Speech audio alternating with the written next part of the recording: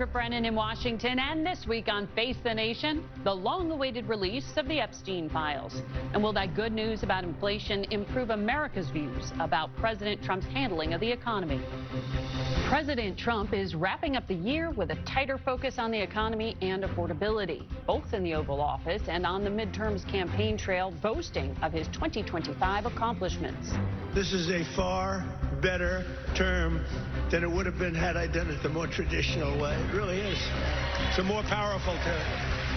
It's a more powerful term, and the biggest news of all is yesterday it was announced that inflation is far lower than anybody expected. I told you. That's an exaggerated claim, but any sign of prices going lower is good news for Americans.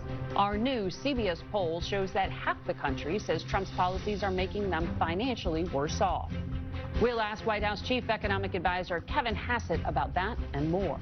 Plus, a bipartisan conversation with the two members of Congress who pushed to pass the law calling for the Epstein files to be made public. Has the Trump administration obeyed that law? We'll talk with Kentucky Republican Thomas Massie and California Democrat Ro Khanna. Finally, we'll talk with the head of UNICEF, Catherine Russell, about the children of Sudan and Gaza. It's all just ahead on Face the Nation.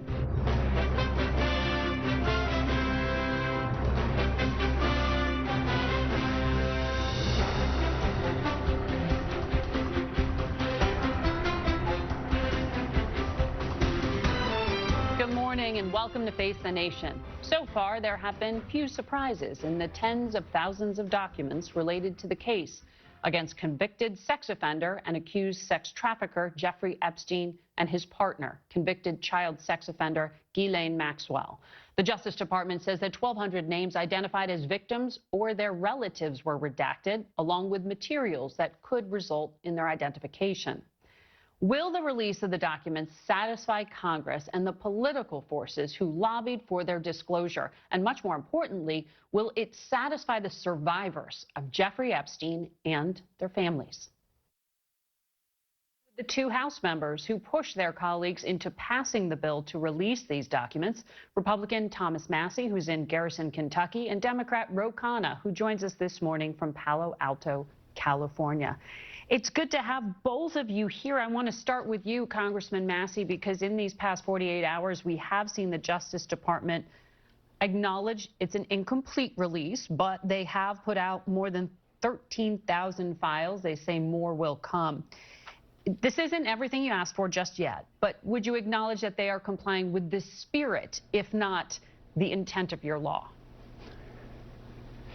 No, they're flouting the spirit and the letter of the law. It's very troubling, the posture that they've taken. And I won't be satisfied until the survivors are satisfied. You know, I said in the hours leading up to this release that we will know if they are complying if they implicate any of the other criminals that are involved and the suspects that are involved, that the witnesses, the victims themselves have given to the FBI, and they've never been mentioned. Well, there are some disclosures in here that seem new. Congressman Khanna, the documents confirm that the FBI received a complaint about Jeffrey Epstein back in 1996, but the woman whose name is Maria Farmer, who made that complaint, said federal officials failed to follow up. She said the disclosure makes her feel redeemed and that this was one of the best days of her life to see these documents made public. What action do you want taken around a case like this? That was the single most important disclosure of what we got. I know Maria's sister. She sounded the alarm in 1996. She complained to the FBI. The problem is that Epstein was so connected with law enforcement and powerful politicians, the FBI did nothing for a decade. Frankly, she deserves compensation. She deserves an explanation. But the broader point is, Blanche was on this morning saying that Massie and I have a problem that it's taking too long. That's not the problem. The problem is this was a slap in the face of survivors. What do they want? They want to know who are the rich and powerful men who visited Epstein's rape island and covered up the abuse. And the key documents that our law basically said needed to be released, the 60-count indictment that actually implicates a lot of these people, and the prosecution memo were not released. It's not about the timeline. It's about the selective concealment.